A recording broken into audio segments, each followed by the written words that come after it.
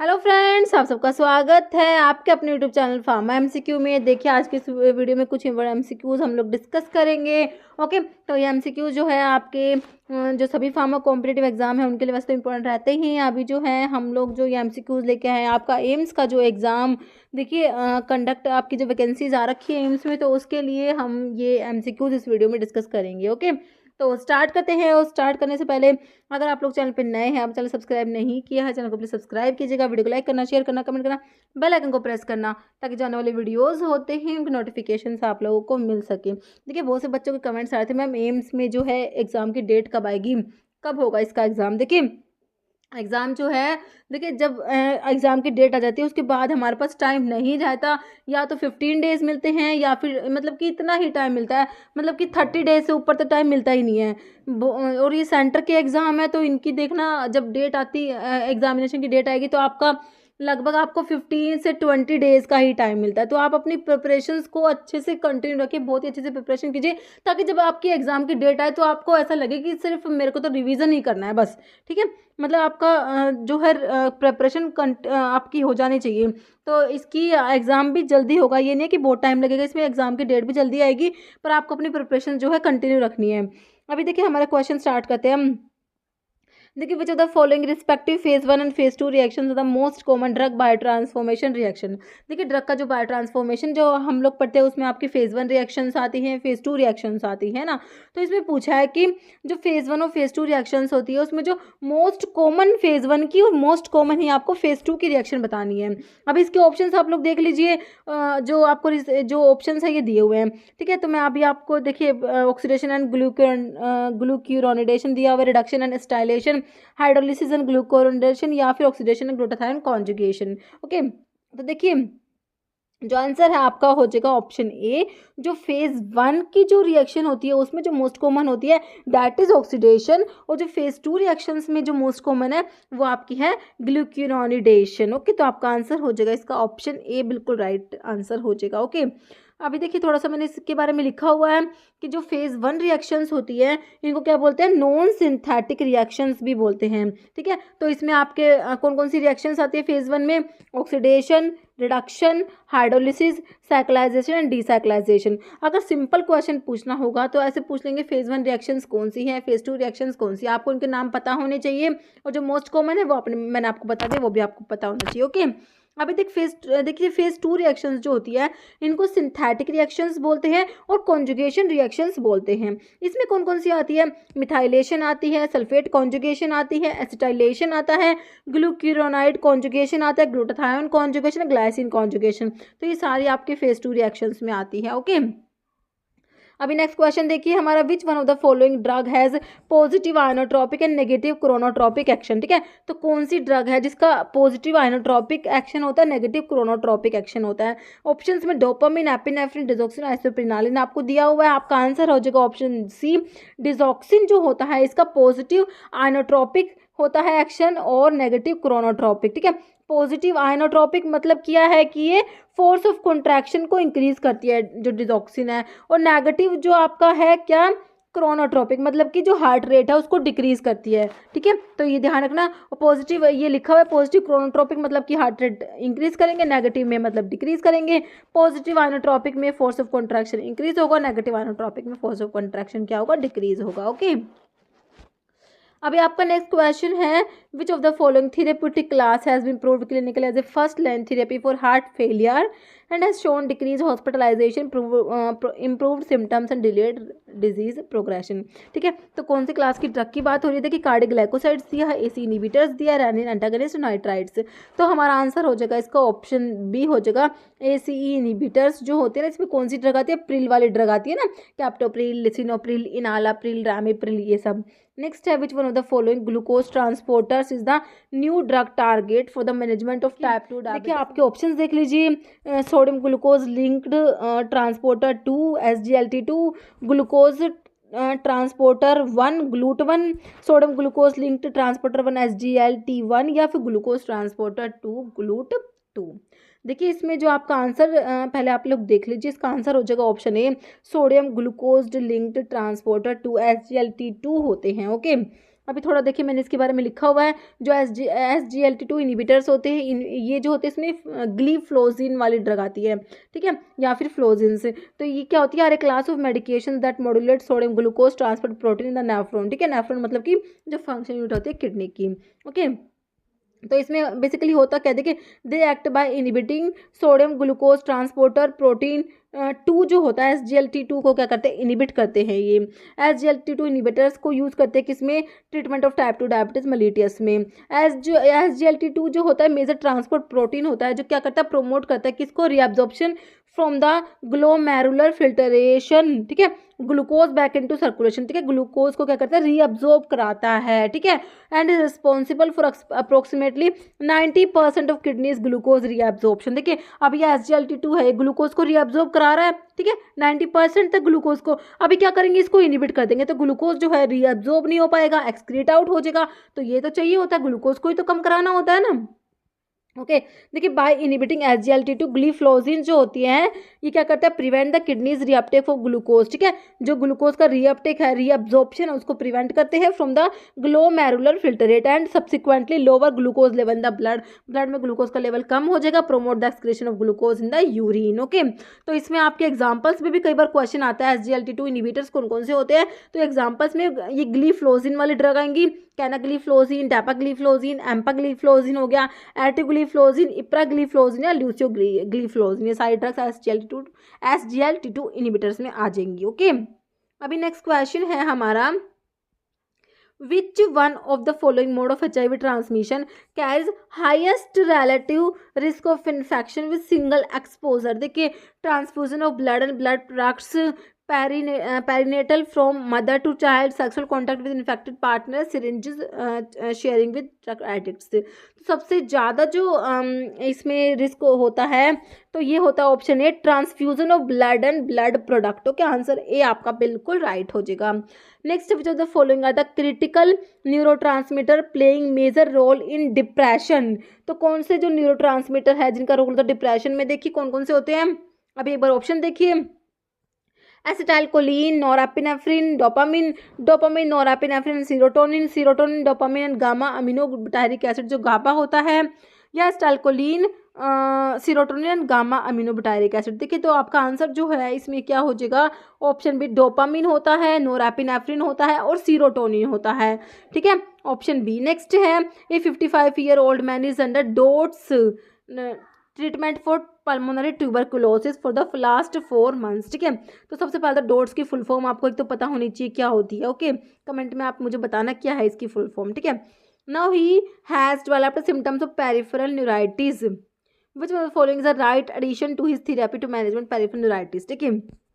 क्या है, 55-year-old man is under DOTS treatment for pulmonary tuberculosis, pulmonary tuberculosis के लिए डोट्स ट्रीटमेंट दे रहे हैं। तो उसमें जो पेरिफेरल न्यूराइटिस जो है ये जो आपका इसमें डेवलप हो गया है। तो देखिए सिंपल सा क्वेश्चन है आपका, जो मैं बहुत बार आपको बताती हूँ, जो आपकी जो ट्यूबरकुलोसिस के लिए जो एंटी टीबी ड्रग में आप आइसोनियाजिड पढ़ते हैं, आइसोनियाजिड जब किसी पेशेंट्स को देते तो पेरिफेरल न्यूराइटिस कोज करते तो उसके लिए कौन सा विटामिन साथ में देते हैं या फिर क्या देते हैं साथ में, तो ये देते हैं आपका विटामिन B6 जिसको क्या बोलते हैं, पायरिडोक्सिन बोलते हैं, ओके। तो पायरिडोक्सिन जो है इसकी डेफिशिएंसी हो जाती है, उसकी वजह से पेरिफेरल न्यूराइटिस हो जाती है, ठीक है, पेरिफेरल न्यूरोपैथी कोज करा देती है। तो सिंपल वही क्वेश्चन है, इतनी बड़ी लैंग्वेज लिखी हुई है जिसे देख के बच्चा डर जाएगा, लेकिन इसमें है कुछ नहीं, सिंपल विटामिन B6 वाला आंसर देख लीजिए। पायरिडोक्सिन कहाँ पर दिया हुआ आपको, ऑप्शन सी में दिया हुआ पायरिडोक्सिन, ओके। नेक्स्ट क्वेश्चन है, what is the primary mechanism of action of local anaesthetics? Local anaesthetics जो है इसका प्राइमरी मैकेनिज्म आप लोगों ने बताना है क्या होता है। देखिए, activation of ligand gated potassium channel नहीं होते इसमें, blockage of voltage gated sodium channel, stimulation of voltage gated N type calcium channel, blockage of GABA gated chloride channel. तो ये ऑप्शन बी हो जाएगा, blockage of voltage gated sodium channel, okay. Next है, a 48-year-old women is having symptoms of weight gain, cold intolerance, constipation, bradycardia, puffy face, lethargy and dry skin. This symptoms are suggestive which of the following? तो इसमें किसके symptoms है ये बताना है। देखिए, over use of corticosteroids, estrogen deficiency, hypothyroidism या over use of thyroxine sodium. तो आपका ये ऑप्शन सी हो जाएगा, हाइपोथायरॉइडिज्म के सिम्टम्स है ये, ओके। नेक्स्ट है which one of the following receptor is not a ligand gated ion channel receptor. देखिए रिसेप्टर्स को जो है वीडियो अपलोड किया हुआ है, ओके आप चेक करना उसमें रिसेप्टर्स आपको जो सारा रिसेप्टर्स का मतलब बहुत ही अच्छे से आपको क्लियर हो जाएगा रिसेप्टर्स के बारे में।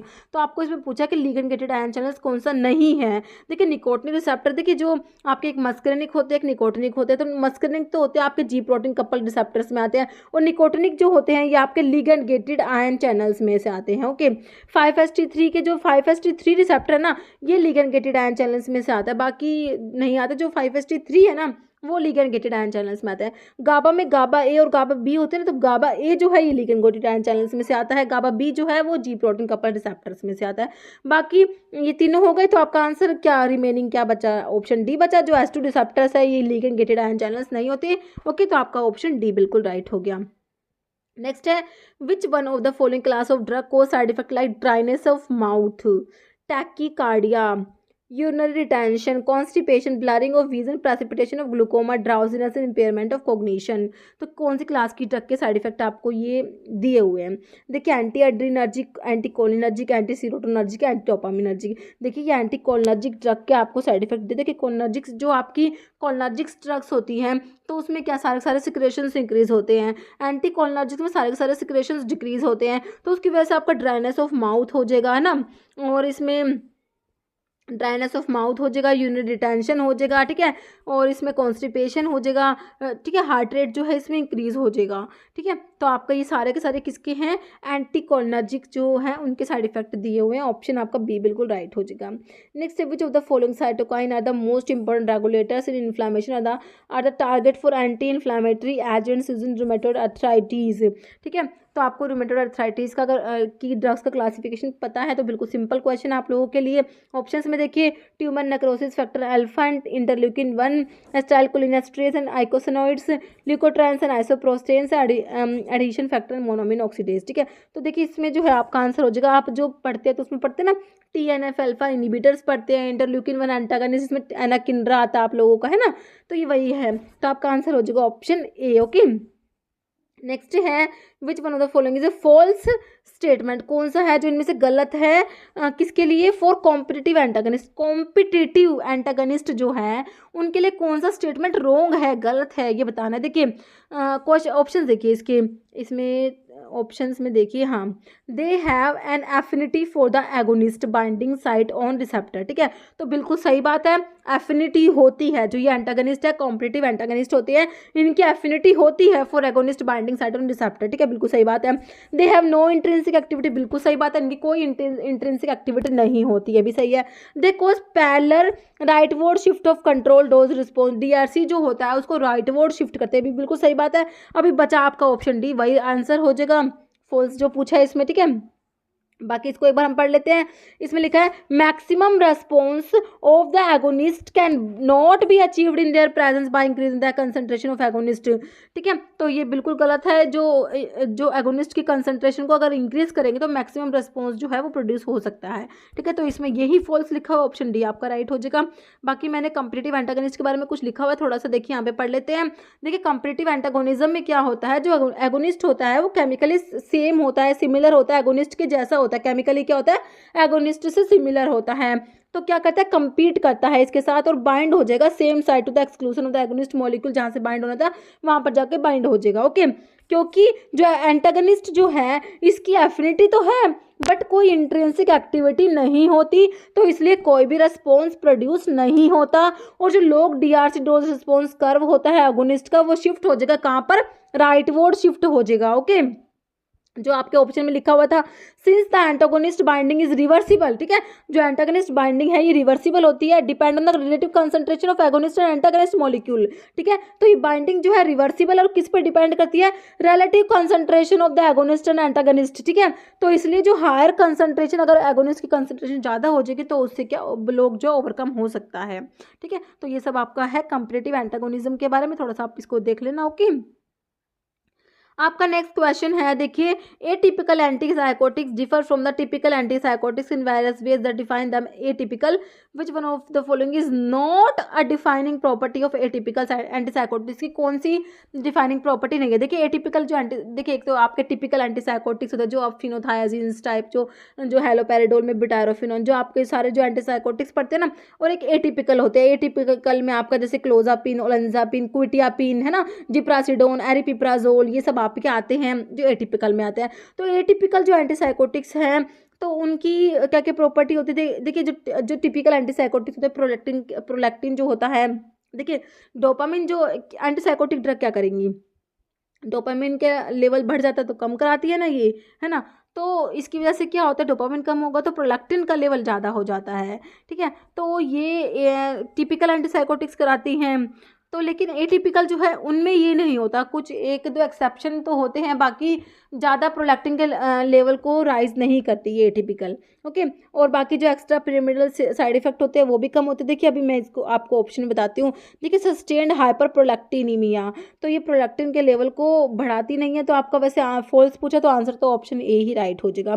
बाकी देखिए improved efficacy in treating the negative symptoms, बिल्कुल सही है। Lower risk for extra pyramidal side effect है ना, बहुत कम होते हैं इससे एटिपिकल से। और greater serotonin receptor blockage than dopamine blockage, ठीक है। जो टिपिकल होती है ना वो तो डोपामिन को ही ब्लॉक करती है, ओके। लेकिन जो एटिपिकल होती है वो ग्रेटर सेरोटोनिन रिसेप्टर को ब्लॉक करेंगी डोपामिन रिसेप्टर से, ओके।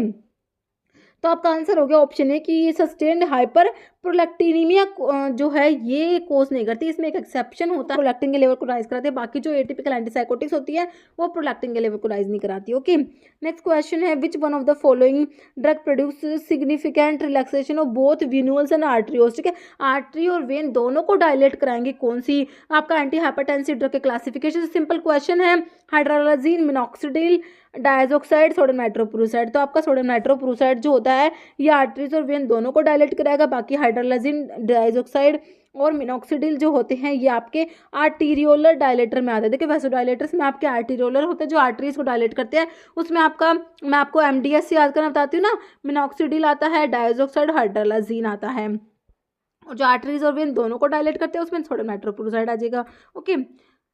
अब ये क्वेश्चन जिसका आंसर आप लोग कमेंट बॉक्स में देने वाले हैं। आपका क्वेश्चन है, देखिए which one of the following is the most likely positive sign of pregnancy when detected in urine, estrogen, progesterone, HCG, human chorionic gonadotropin या कोर्टिकोट्रोपिक हार्मोन, ठीक है। तो इसका आंसर आपने कमेंट बॉक्स में देना है। इस वीडियो में इतना ही। अगर आपको वीडियो अच्छी लगे तो लाइक करना, शेयर करना, और चैनल पर नए हैं तो मेरा आप लोगों से रिक्वेस्ट है कि चैनल को प्लीज़ सब्सक्राइब जरूर करना, ओके। Thank you.